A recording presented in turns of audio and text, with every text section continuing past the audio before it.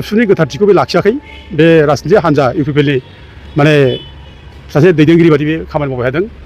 सोरखौ देरहाहोयोबा मोजां जागोन, सोरखौ फेजेनोबा मोजां जागोन, बिटिसि बिटिआरनि बर'फोरनि थाखाय रावबो राव हमदांनो हाया। बिटिसिनि बाहेरानि बा बिटिआरनि बाहेरानि बर'फोरनि थाखाय सोर बर' लिडारा दै गांदों? बिटिसि एकर्ड लाबोनो थाखाय, बिटिआर एकर्ड लाबोनो थाखाय बिटिसिनि बाहेरानि बर' रायजो राजाफ्रा मोनफ्रोमबो बर' आन्दलनाव बाहागो लादों। जाय बिर जोहोलावफ्रा गावनि आगोमा थैखौ बावसोमदों, बिटिआर एकर्डजों लाबोफानाय, बिटिसि एकर्डजों लाबोफानाय बिटिसि बिटिआरनि बाहेरानि बर'फोरनि थाखाय डेभेलपनि थाखाय सोर गादियाव दं? जायफोर बिटिसि बिटिआरनि बाहेरानि जायफोर कसारि अट'नमास काउन्सिलनि डेभेलपनि थाखाय खामानि मावनो थाखाय जायफोर गादियाव दं, बिथांमोनखौ बिटिसि बिटिआरनि बाहेरानि बर' रायजो राजाफ्रा सिनायगोन ना सिनाया? आरो बेसेबां खामानि मावदों? बेसेबां राजनितिकनि डायलग आरो सोर दैदेनगिरिफोरखौ आसि थुयै थुयै बुंनो? दिनैनि समाव डिआर नाब्ला सारजों दान्दिसे सम एसे भिडिअनि फुटेजखौ खोनासंलांदो।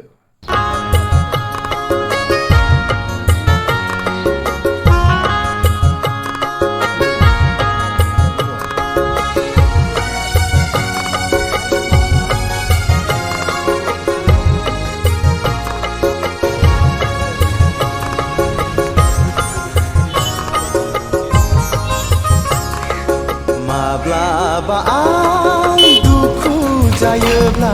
नोङो रानना लागोन ना? माब्लाबा आंहा मोदै गयोब्ला नोङो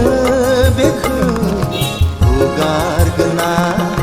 माब्लाबा आं दावराव देख्रेब नार्जारि बिथांजों आंहा कुनु पार्सनेल ग्रास सुथुर गैया।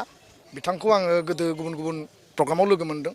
बिथाङा मा सानस्रिनि मा आदर्शनि मानसि आङो दिनैबो बुजिनानै मोना। मालाबा बुङो बर' जातीयताबादनि खोथा, मालाबा बुङो गुबुन हारिखौ दमन खालामनायनि बाथ्रा, मालाबा बुङो हारि माहारिनि गेजेराव दाङाबाजिनि खोथा, मालाबा माने गुबुन खोथाफोरखौ लानानै बिथाङा बितर्कनि खोथा बुङो। दा बेखायनो बिथाङा फेजेननो नागिरदोंबा उदालगुरियाव फै, उदालगुरियाव केम्प खालामनानै था आरो बिथाङा हाबा मावबानो जाबाय। रायजो राजाया सिनायो जे सोर जातिनि थाखाय खामानि मावगोन, सोर समाजनि थाखाय खामानि मावगोन, सोर ओनसोलनि थाखाय खामानि मावगोन। आरो आङो पलिटिक्सआव निउ फेस, आंनियाव कुनु एन्टि इनकामेन्सि गैया। 0% एन्टि इनकामेन्सि लानानै हारिनि, समाजनि, ओनसोलनि, जाति जनगोष्ठीनि खामानि मावनो थाखाय आं फैदों। आंनियाव मोनसे क्लिन आदर्श दङ, क्लिन सिन्ता दङ आरो बे सिन्ता आरो आदर्शखौ लानानै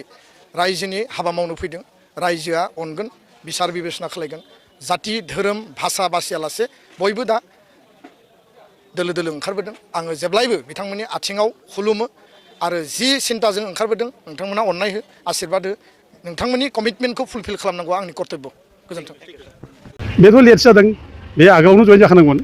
माने बे जेसेबां एबसुआव माने थाबाय थादोंमोन प्रेसिडेन्ट हिसाबै, बे एबसुनि गोथारथिखौ बे लाखियाखै बे राजनिथि हान्जा इउपिपिएलनि माने सासे दैदेनगिरि बायदि बे खामानि मावबाय थादों। दा बिराद बदनाम खालामदों बे एबसुखौ। दा बे जे इउपिपिएलआव जयेन जाबाय, दा बेल' नङा, जों लुबैदोंमोन जे एबसुनि गोथारथिखौ लाखिनांगौ। बेखायनो बेजों जा लोगोफोर दं, माने कनिन माने बसुमतारी, ओमफ्राय जा खोरोमदाव औवारी, दा बिसोर बे एबसुआव थाबाय थानो दरखार गैयामोन। बेबो जयेन जानांसिगोन। बिसोरखौ जों मिथिखागौ, बयबो बिसोर इउपिपिएल मानसि। दा बिसोरो जे इउपिपिएल खालामबाय थादों, दा दिनै एबसुनि बे जायनाखि मान इज्जत बेखौ बिसोर नस्थ' खालामगोन। बिसोरखौ बिसास खालामनो थान मोनगोन। ओंखायनो बिसोरो जयेन जानाया मोजांमोन इउपिपिएलआव थाबैनो, जों बेखौ लुबैदों। आरो लोगोसे माने जोंहा माने दिफेन बर'आ जे रोखोम खोथा बुंगासिनो दं, गावखौ माने जाथिनि मावनो थाखाय बिपिबाबो इउपिपिएलआबो मोनसे स्पेस होनांगौ, सेफ स्पेस होनांगौ, सेफ जायगा देरहानांगौ होनदों। दा जों खिन्थु बुंनो लुबैयो, दिफेन बर'आथ' जाथिनिफ्राय जेबो मावाखै। बे जाथिखौ माने थगायबोदों, जातिखौ गुलाय गुजाय खालामबोदों, जातिखौ आलाय सिलाय खालामबोदों, एबसुखौ बदनाम खालामबोदों। बेथ' दिफेन बर'आव खालामबोदों, बेखौथ' बे नंखाय बुंनो हाया। बे दा जों बेखौ बोराबनाय खावना बे जातिनि सेन्टिमेन्टजों खामानि मावाखै, जातिनि इस्युआव मोनसेबो नांबोआखै। बेखायनो जोंखौ बोराबदों। दा दिनै माने इलेक्सन कमिसना आसामाव बिटिसिआव माने गासै 15था रिजार्भ समस्ति होबाय। जोङो माने एमएलए समस्ति हरबाय। दा बे एमएलए समस्तिया शेड्युल ट्राइब एरिया हिसाबै, शेड्युल ट्राइब खुंथाइ हिसाबै, शेड्युल माने खुंथाइ हिसाबै, 6 शेड्युलनि आन्दाराव खुंनाय हिसाबै बे 15था जायनाखि एमएलए समस्ति बे गासिबो माने ट्राइबेलनि थाखाय रिजार्भ जानांगौमोन। दा जों बेखौ लानानै जों गोबां माने डेलिगेसनसिम थांनानै बुंदोंमोन, खिन्थु दिफेन बर'मोनहा जेबो बुङाखिसै। बिथांमोनहा बे इलेक्सन कमिसना जेब्ला 6थाल' जोंनो सिट रिजार्भ खालामनो हायो, BTC एरियानि थाखाय ओमफ्राय 9थाखौ जेब्ला जेनेरेलफोरनो माने अपेन खालामना होयो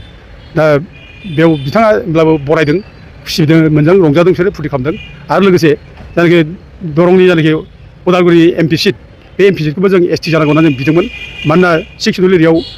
माने MLA MP सिटआ रिजार्भ जायो ट्राइबेलनि थाखाय दा जों बेखौ बिदोंमोन खिन्थु बिथाङा बे समावबो जेबो बुङाखिसै दा जेब्ला क'क्राझारनिखौ ST डिक्लेयार होबाय ओमफ्राय उदालगुरिखौ दरं उदालगुरि खालामबाय आरो दरं उदालगुरि जेब्ला खालामो बे मंगलदै समस्तिखौ गासिबो बे दरं उदालगुरि समस्तियाव सोना होबाय माने जोंनि BTCनि सिमाखौ सिफायनानै दिनै BTCनि बाउन्डारिखौ माने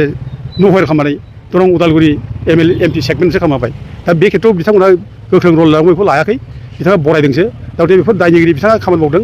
दिफेन बर'आ जाथियाव खुनु मोनसे जाथिनि सिरियास जेब्ला इस्यु जायो फंसे खोथा बुङाखै बे आरो थांनाय BTC इलेक्सनाव गासै 9था समस्यायाव ट्राइबेल नङै बिजाथिफोरा ट्राइबेल रिजार्भ समस्यायाव दारायदों दा जों बेखौ जों प्रटेस्ट खालामदों जिगु जों बाथ्रा बुंदों खिन्थु दिफेन बर'फोरा फंसे खोथा बुङाखै जे ट्राइबेल रिजार्भ समस्यायाव उनाव ट्राइबेलफ्रा दाराय मोना बे खोथा बुङाखै दा गथे बे दायनिगिरि बियो बेखौ जों बेखौ माने जोङो गोरोलायाखै आरो बिनि बादैबो जेब्ला माने BTCआ 2003आव एकर्ड जायो BTC एकर्ड जायोब्ला एकर्डआव रोखा रोखा लिरदों एकर्ड सिगनेटारिसफ्रा इन्ट्रिम काउन्सिलखौ सालायनांगौ होननानै ओमफ्राय एकर्ड सिगनेटारिसफ्रा इन्ट्रिम काउन्सिल सालायनानै बिसोर थाबैनो बाउन्डारि बानायनांगौ ओमफ्राय लोगोसे BTCनि जायनाखि रिजार्भ समस्तिफोर कनस्टिटुवेन्सिफोर बेखौ बायनांगौ होननानै गभर्नमेन्ट अफ इन्डिया एकर्डआव बुंनो हादों दा बेनिखायनो हाग्रामा महिलारिया एकर्ड खालामनानै लाबोनानै एकर्ड सिगनेटारिसफोरखौ लानानै बे इन्ट्रिम काउन्सिल जादों एकर्ड सिगनेटारिस होनबा हाग्रामा महिलारि खाम्फा बरगयारि चन्दन ब्रह्म सब्राम माने बसुमतारी देरहासार बसुमतारीमोन हितेश बसुमतारीमोन बिसोर माने एकर्ड सिगनेटारिस दा गथिखे बिसोरखौ लाफानानै बे माने इन्ट्रिम काउन्सिल दादों ओमफ्राय इन्ट्रिम काउन्सिल दानानै बेबो बे माने कयेक मासनि गेजेरावनो बे BTCनि बाउन्डारिखौ थिखांबाय मोनब्रै क'क्राझार चिरां बाक्सा उदालगुरि मोनब्रै माने जिल्लाखौबो खामानि लाबाय ओमफ्राय मोनब्रै जिल्लानि गेजेराव गासै 40टा समस्ति बाहायनो लाबाय दा 40टा समस्तिनि गेजेराव 30टा समस्तिखौनो BTCनि ट्राइबेलफोरनि थाखाय रिजार्भ खालामबाय 10टाखौ माने बयनोबो हगारबाय मोनबाया अपेन फर अल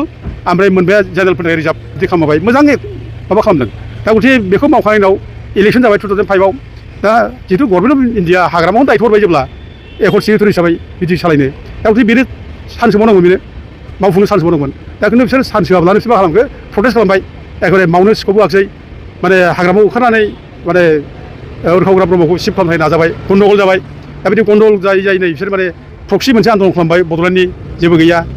जेब्ला एकर्ड जाहां माने NDPजों बेखौ बिसोरो माने आनडिउ एडभान्टेज लानानै बिसोर गावसोरसो एकर्ड खालामनो हागबाय दा बिसोरो बै समाव बड'लेण्ड रायजो मोननोसै होननानै बर' हारिनिफ्राय जाम्बा जाम्बिनिफ्राय थै सय लादों बिसोरो थैनि सय गोरिब गुन्द्रा जाम्बानिफ्राय थै सय लानाय मेमनाव हैदों बिसोरो दा दिनै बे थैनि सय लानाय मेमनाव हैनायनि उनाव दिनै मा लाबोगोन बिसोरो बिटिआर सुक्ति खालामनानै रायजो नांलाया होननानै लाबाय बेसेबां गिदिर अफराद बियो रायजो नांलाया आरो लोगोसे बे BTC मोनखानाय गामि जायनाखि जाहा दंमोन 3019टा गामि बे 3019टा गामिनिफ्रायनो नान ट्राइबेल गामिखौ दानख'नायनि बिसोर एकर्ड खालामना लाबाय दा दिफेन बर'आ बेनि थाखाय दायनिगिरि दा जों बेखौ जावले दिफेन बर'आव सोंबाय थादों खिन्थु बिथांमोना जोंनो जेबो रिप्लाय होनो हायाखै दा दिनै बेफोरखौ बिथांमोना रिप्लाय होनांगौ आरो रिप्लाय होनो हायाजासे गावखौनो माने जाथिनि थाखाय मावदों आं माने 25 बोसोर एबसुआव थानाय जाथिनि मावदों बेखौला जों बेखौ गनाय हाया दा जों खावलायदों रायजोआव खावलायगोन जे दिफेन बर'आ बर' जाथिखौ थगायबोदों आरो दुलाराय बर' फरायसा आफादनि जायनाखि इमेज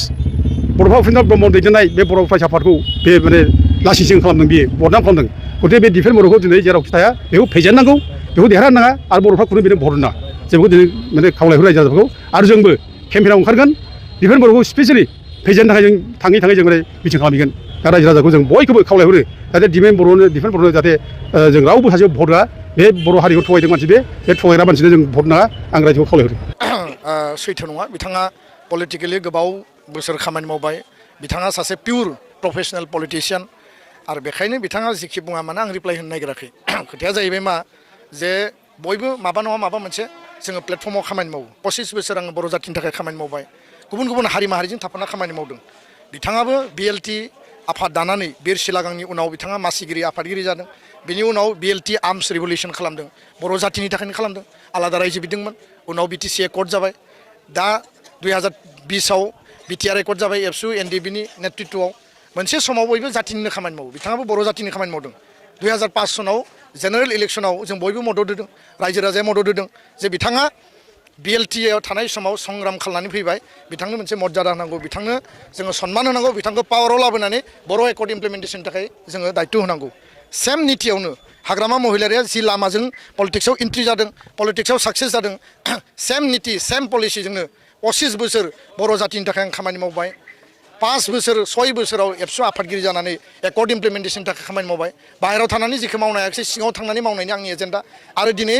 बिनि थाखायनो रायजो राजाया आंखौ मदद होदों बयबो ओंखारबोदों 25 बोसोर जातिनि थाखाय सेक्रिफाइस खालामबाय 10 बोसोर साख्रि मावनानै बियो रिजाइन लानानै सेक्रिफाइस खालामबाय बिथांनि खेबसे चान्स होनांगौ हाग्रामाया जि लामाजों साक्सेस जादों दिपेन बर'आबो बे लामाजोंनो साक्सेस जागोन रायजो राजानि अननाय रायजो राजानि आशीर्बाद आरो पलिटिक्सआव गासिबो हारि माहारिनि जौगानायनि बिथांमोननि अभाब अभियोगनि खामानिखौ जों एटेनसन होगोन बर' जातिनियाथ' प्रायरिटियाव थागोन गुबुन गुबुन हारि माहारिनियाबो प्रायरिटियाव थागोन बेखायनो बिथाङा जि बाथ्राखौ बुंदों बे बाथ्राया बिथाङा मोनसे रिप्लाइ होनांगौनि सार्थआव मिडियाया जिहेतु सोंदों बे रिप्लाइखौ होदों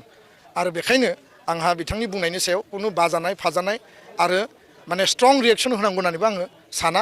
बिथाङा जि बुङा मानो बुंबाय थादों आं आंनि खामानिखौ मावगोन